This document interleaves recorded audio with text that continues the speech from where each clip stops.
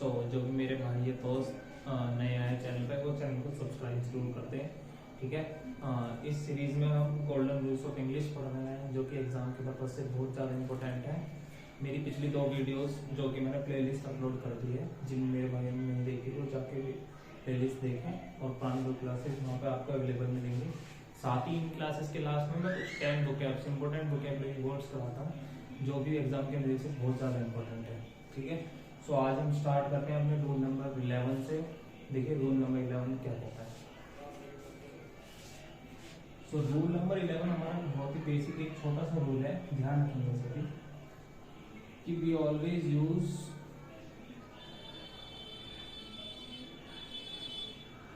Possessive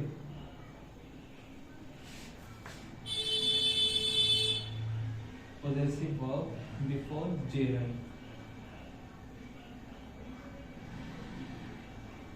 ठीक है।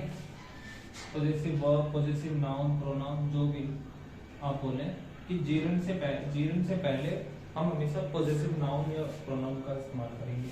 Positive हमारे कौन कौन से होते हैं? My, his, her, their. Positive से मतलब क्या होता है?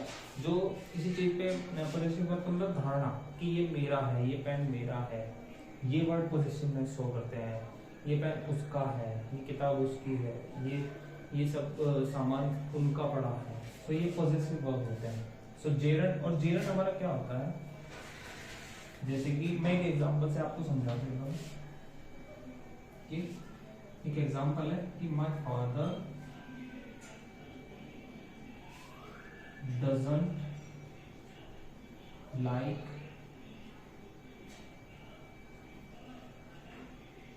Going outside. तो यहाँ पर आप माय अगर लगा देते हैं तो ये माय पोजीशन बता रहा है कि मेरे फादर को मेरा बाहर जाना पसंद नहीं है। So my going outside, so going हमारा जेरंड हो गया, ठीक है। और माय हमने क्या बता दिया, अभी बोला रूल क्या था कि जेरंड से पहले हमेशा पॉजिटिव नाउन या प्रोनाउन ही यूज करेंगे। तो यह भी हमारा सेंटेंस एकदम करेक्ट है। My father does not like my going outside. मेरे फादर को मेरा बाहर जाना पसंद नहीं है।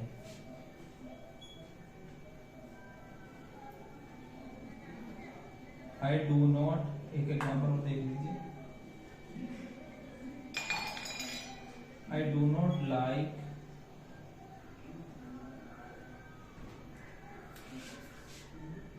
his dancing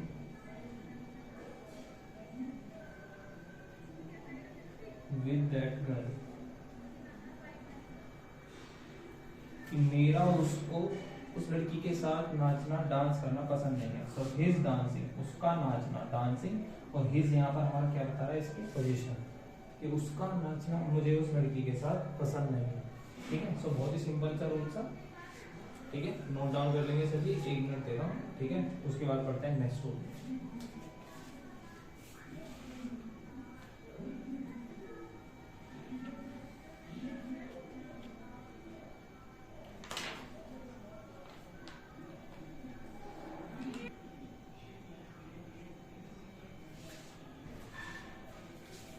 तो आइए अब पढ़ते हैं हमारा नेक्स्ट रूल, रूल नंबर 12।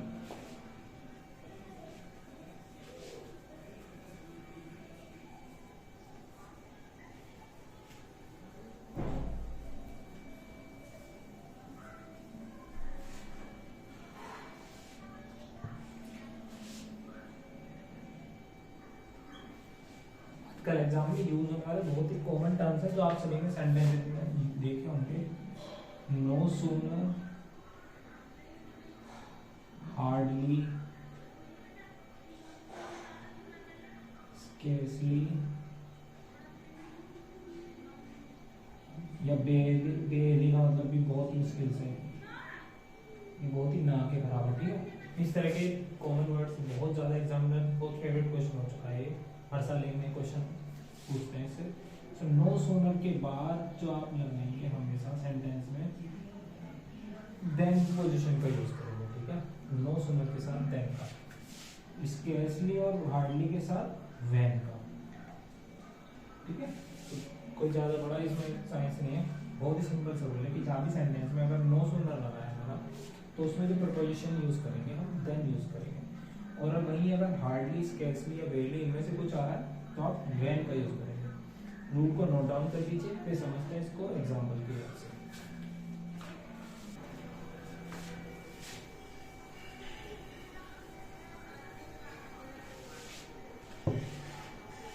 देखिए एक एग्जाम्पल देख लीजिए कि नो सूनर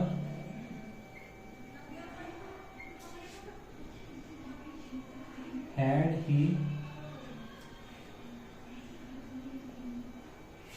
reached there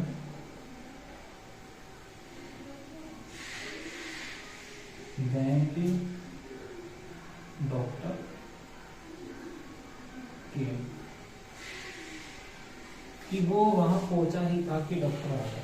ठीक है, so no sooner had he reached there, no sooner की वजह से हमने क्या यूज किया यहाँ पर प्रीपोजिशन दैट। ठीक है,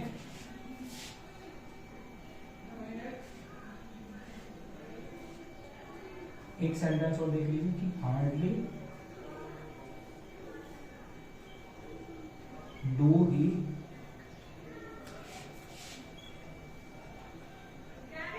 goes hardly do he goes outside when his parents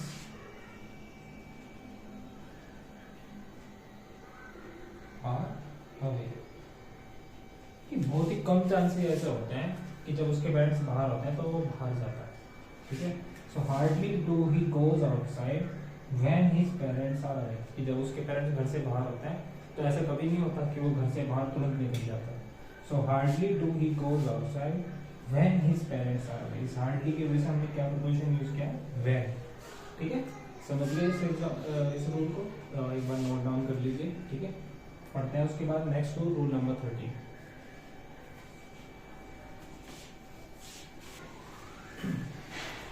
आइए तो पढ़ते हैं आप रूल नंबर 30। रूल नंबर 30 में क्या कहता है,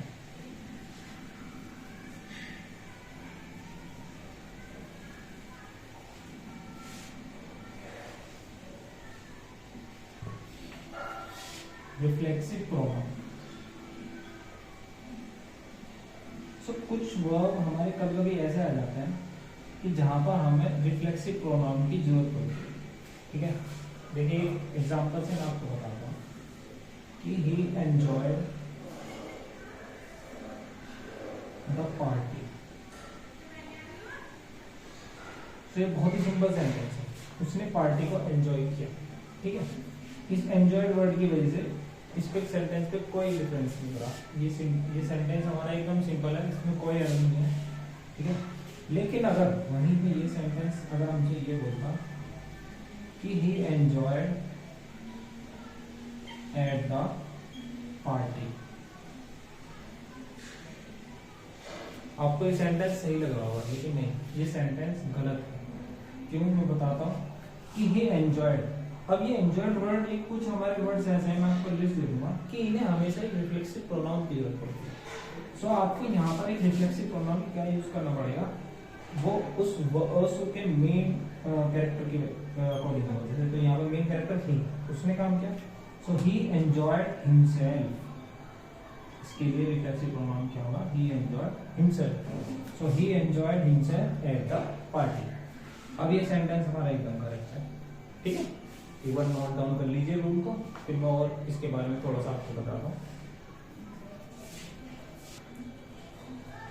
ठीक है, अब आप बोलेंगे कि सर ऐसे कितने वर्ड्स हम कहाँ तैयार करेंगे। सो बेसिकली ये जो वर्ड है इनमें आप पता लगाने के लिए आप सेंटेंस से एक क्वेश्चन कर सकते हैं, व्हाट,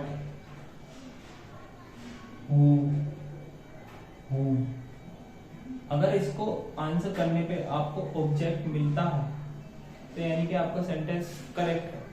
अगर आंसर नहीं मिलता तो यानी कि वहां पे आपको कुछ ना कुछ गड़बड़ी है, समझ जाना तुरंत। ठीक है, देखिए जैसे कि हमारा पहला सेंटेंस था, ही एंजॉयड द पार्टी।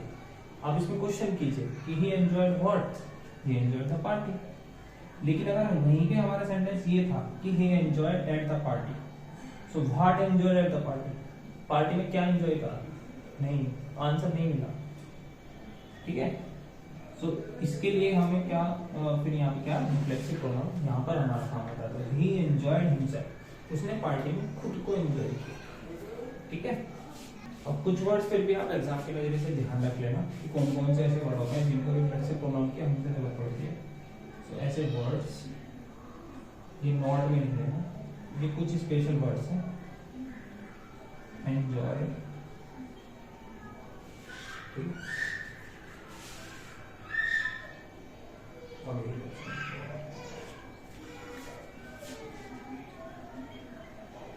अवेयर,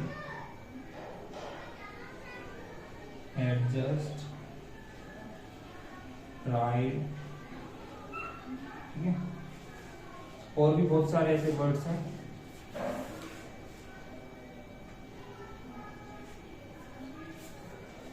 देखिए जैसे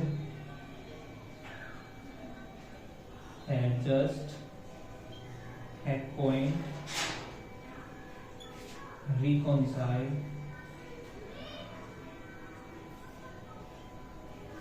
ठीक है, सो इन वर्ड्स के बाद आप हमेशा रिफ्लेक्सिव प्रोनाउन यूज करेंगे सेंटेंस में। अगर आपको पहले आंसर करके देखना, आपको ऑब्जेक्ट नहीं मिलता तो यानी कि सेंटेंस में कुछ ना कुछ गड़बड़ी है। ठीक है, तो इसीलिए आप इन वर्ड्स के बाद हमेशा रिफ्लेक्सिव प्रोनाउन यूज करेंगे। ठीक है, नोट डाउन कर लीजिए सभी एक बार।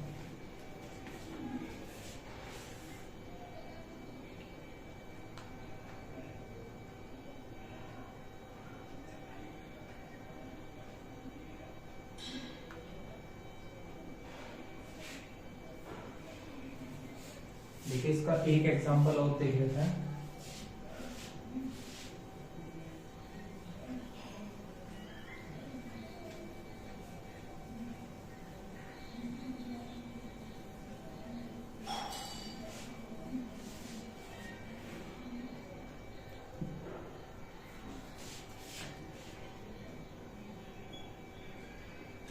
He availed of the opportunity and got promotion। देखिए सेंटेंस का मीनिंग आप बना सकते हैं इस लाइन से। सेंटेंस हमारा क्या कहना चाह रहा है कि उसने अपॉर्चुनिटी का फायदा उठाया और प्रमोशन ले ली। लेकिन अभी मैंने आपको क्या बताया, ये वर्ड अवेल, ये वर्ड्स आपको ध्यान रखने हैं। ठीक है, क्योंकि आप इसमें आंसर करना है कि he availed what, he availed who, उसने किसको अवेल किया। अब सही ये आंसर आपको मिल जाएगा, लेकिन अगर सही इंटरनली आप इसको आंसर करके देखेंगे ना तो आपको आंसर ऑब्जेक्ट नहीं मिलेगा। सो ही availed himself, he availed himself of the opportunity and got the promotion। ठीक है, अब ये सेंटेंस हमारा एकदम करेक्ट है। ठीक है, नोट डाउन कर लेंगे एक बार, फिर पढ़ते हैं हमारा नेक्स्ट रूल। ये रूल नंबर 13 था, इसके बाद पढ़ेंगे रूल नंबर 14।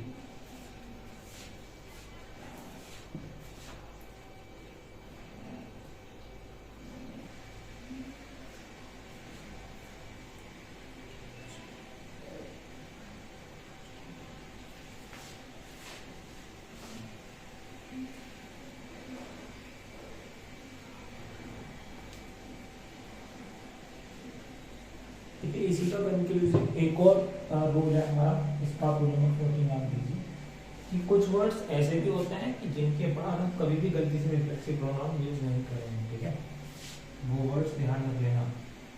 बच्चे गलती कर देते हैं इनमें कभी, इनके बाद रिफ्लेक्सिव प्रोनाउन आ जाता है और वो आपसे ग्रामेटिकल एरर पूछते हैं, बच्चे करेक्ट कर देते हैं, नो एरर। ठीक है, तो ये वर्ड्स हमारे नोट कर लीजिए, हाइड, बेथ यानी कि नहाना। ठीक है, टर्न, और भी बहुत सारे ऐसे वर्ड्स हैं, लेकिन जो बहुत इम्पोर्टेंट है जिनसे रिलेटेड ही एग्जाम में क्वेश्चन आता है, मैं वो वर्ड्स आपको बता रहा हूँ।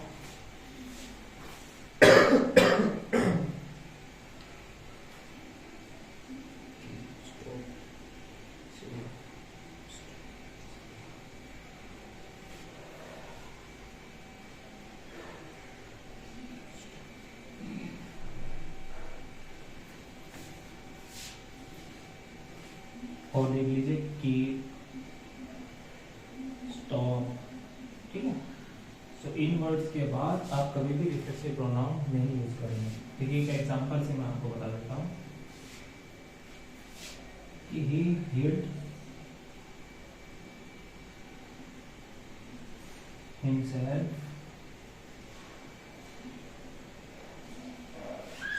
in the cave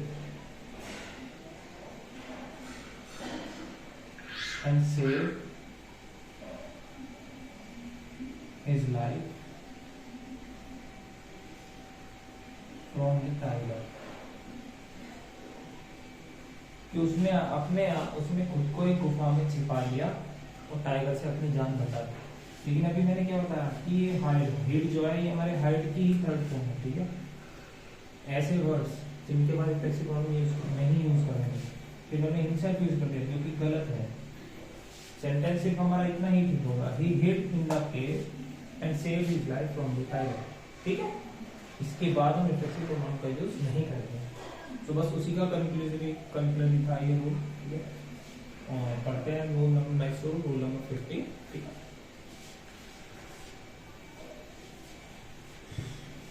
note down कर लेंगे सभी, बहुत इंपॉर्टेंट है। मैं आपको फिर से बता रहा हूँ, ये जो मैं गोल्डन रूल्स की सीरीज करा रहा हूँ ना, एग्जाम्स में क्वेश्चन इन्हीं से आएंगे, इनसे बाहर क्वेश्चंस नहीं आएंगे। इंग्लिश ग्रामर जो आजकल सभी टीचर्स जैसी कंपनी फॉलो कर रही है ना पैटर्न, वो इन्हीं बेसिस पे, इन्हीं रूल्स के बेसिस पे सारे सवाल आपसे पूछे जाएंगे। बाकी आप अपनी रीडिंग हैबिट्स बढ़ाइए, कॉम्प्रिहेंशन सोल्व करिए, जैसे टाइम मिलता है क्लोज टेस्ट सोल्व करिए, पैराज नंबर, ठीक है। और बाकी ये रूल्स नहीं है। और हाँ, वोकैब एक टारगेट बना लीजिए कि डेली आपको 20 से 30 वोकैब वर्ड्स पढ़ने ही पढ़ने हैं। आप और भी ज़्यादा पढ़ सकते हैं, 50 100, लेकिन हाँ कम से कम ऐसी वोकैब एक जगह ऐसी लिखिए जिनको आप रोज़ रिवाइज कर सकें। मैं वो बुक्स भी सजेस्ट कर दूंगा आपको एक, ठीक है, एक वीडियो बना दूंगा उसके रिगार्डिंग कि कौन कौन सी बुक्स हैं जिनसे आप पढ़ सकते हैं। ऐसे कुछ कंपल्सरी नहीं है कि वो ही बुक्स से आप पढ़ सकते हैं, ठीक है। तो एक बार नोट डाउन कर लीजिए इस रूल को, पढ़ते हैं फिर इसके बाद नेक्स्ट रूल नंबर 15।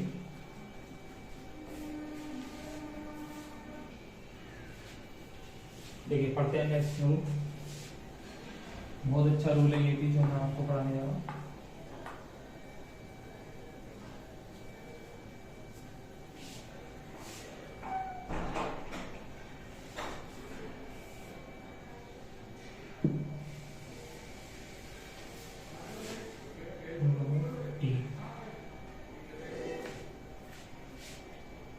तो रूल नंबर 50 हमारा क्या कहता है कि whenever the two subjects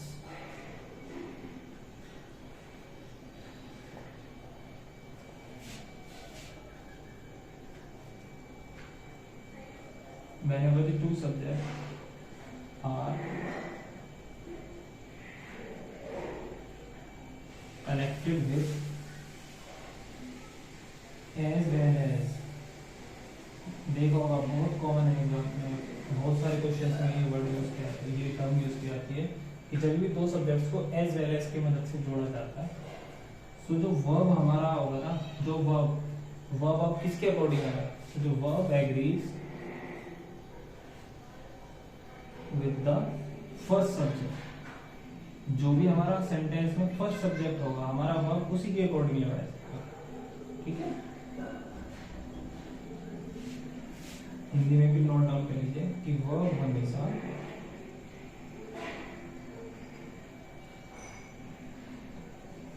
first subject के अकॉर्डिंग यूज करें,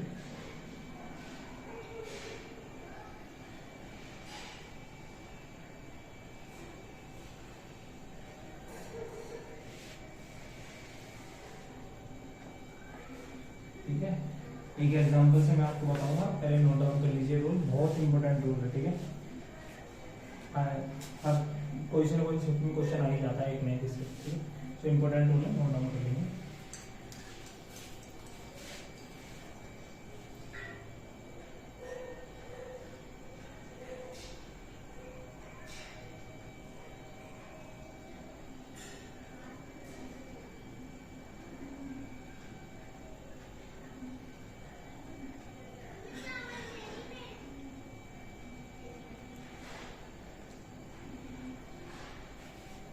देखिए एक एग्जांपल से आप देख लीजिए कि Ram as well as his friends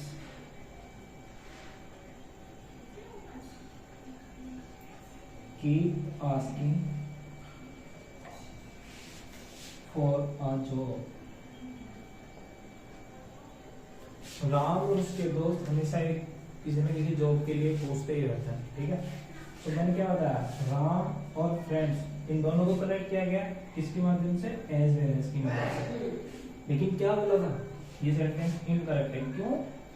क्योंकि मैंने क्या बोला था, एज वेल एज की मदद से जब भी दो सब्जेक्ट को कनेक्ट किया जाएगा तो जो हमारा वर्ब होगा वो हमेशा फर्स्ट सब्जेक्ट के अकॉर्डिंग आए, यानी कि जो कीप आना चाहिए किसके अकॉर्डिंग आना चाहिए, राम के अकॉर्डिंग। लेकिन ये तो कैसे सेंटेंस हमारा इनकरेक्ट है, तो राम के अकॉर्डिंग कीप क्या होना चाहिए, कीप्स, ठीक है। प्रेजेंट टेंस है तो एस से कनेक्ट करते हैं हम सिंगुलर वर्ब को। So Ram as well as his friends keeps asking me लिख लीजिए, keeps asking me for a job. अब ये सेंटेंस हमारा करेक्ट हो गया, ठीक है, कि राम और उसके दोस्त हमेशा मुझसे एक जॉब के लिए पूछते रहते हैं, ठीक है। तो बहुत अच्छा रूल है, नोट डाउन कर लीजिए, आता रहता है क्वेश्चन इससे। इसके बाद पढ़ते हैं हमारे आज की वोकेबलरी। आज से हम 5 ही रूल करेंगे, ठीक है, और फिर देखते हैं 10 important vocabulary words, note down कर लेंगे एक बार।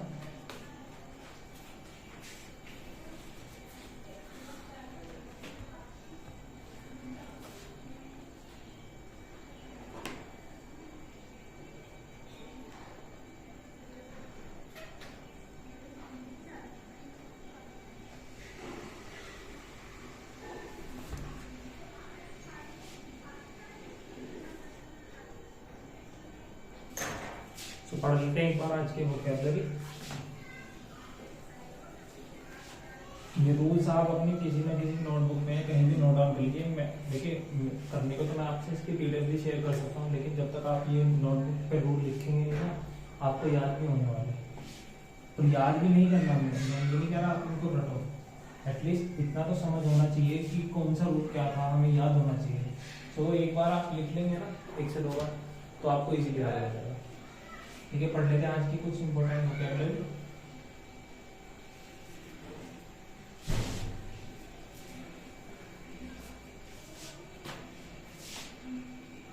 वोकैब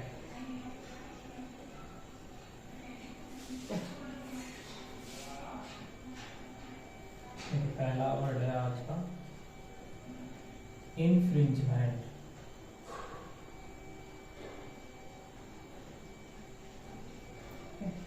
इन्फ्रिंजमेंट का मतलब क्या होता है, अतिक्रमण।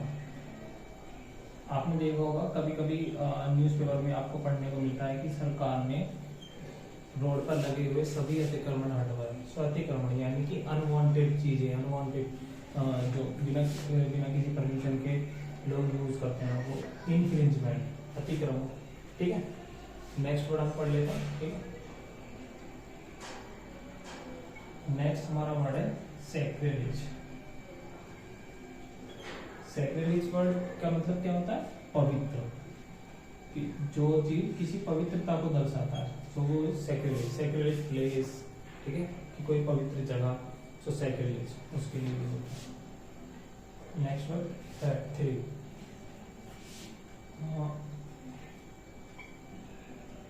एक वर्ड होता है बहुत ही प्यारा, एविड। एविड क्या होता है कि बहुत ही उत्सुक,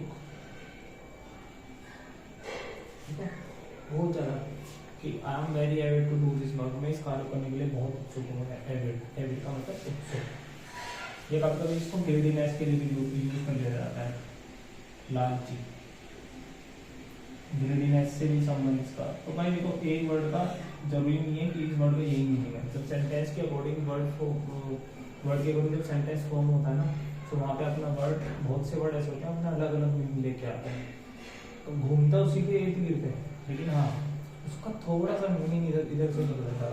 उसी को हम क्या कहते हैं, सिनोनिम्स। सिनोनिम्स का मतलब ये तो होता है कि जो वो दो वर्ड जो आपस में एक दूसरे से मिलते जुलते हैं, वो एग्जैक्ट नहीं होते, ठीक है, लेकिन उनका मीनिंग, उनका सेंस होता है कहने का, वो वही होता है। नेक्स्ट वर्ड, 4th वर्ड पढ़ लेते हैं, क्या होता है। एक वर्ड है टेस्टिमोनी, TESTIMONY। टेस्टिमोनी का मतलब क्या होता है, प्रमाण, गवाह, ठीक है,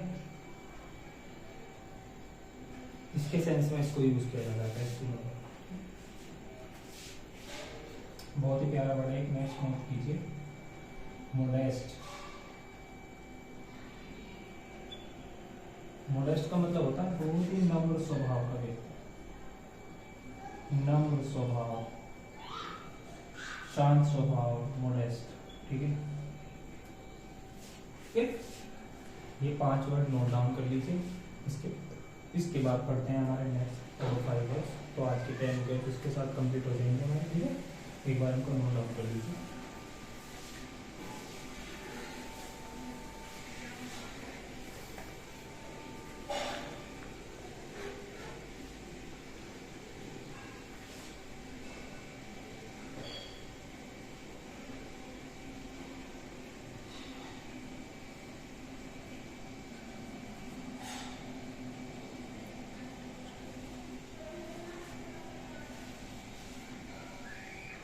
नोट डाउन कर लिए, ठीक है। अब देखते हैं हमारा नेक्स्ट 5 वर्ड्स।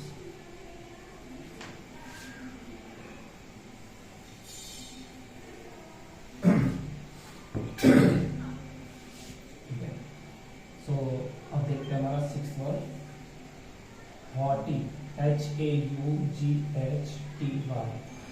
सो हॉटी का मतलब क्या होता है? बहुत ही घमंडी व्यक्ति, हॉटी, घमंडी, एरोगेंट भी बोल सकते हैं आप इसको, हॉटी, ठीक है। बहुत अच्छा वर्ड है। नेक्स्ट वर्ड देखिए, स्नॉबिश, SNOBBISH।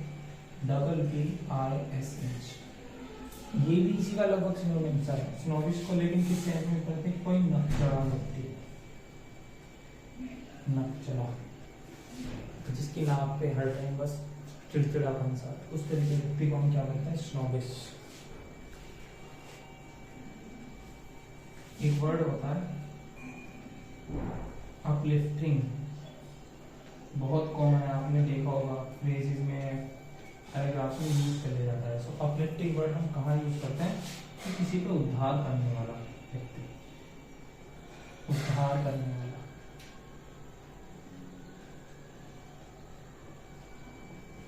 बहुत अच्छा वर्ड है, ये भी नोट डाउन करेंगे सभी। नेक्स्ट वर्ड,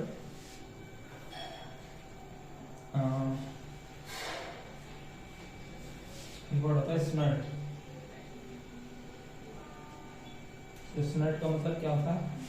स्नर्ट एक तरीके की साउंड है। So sound produced by horses, घोड़े जो आवाज प्रोड्यूस करते हैं ना, उसको स्नर्ट कहते हैं।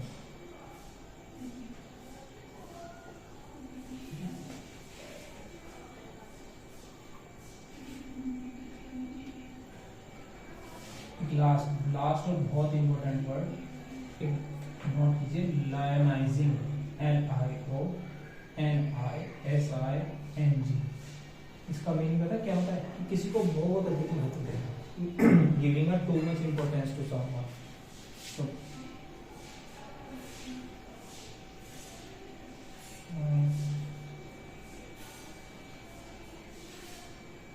किसी को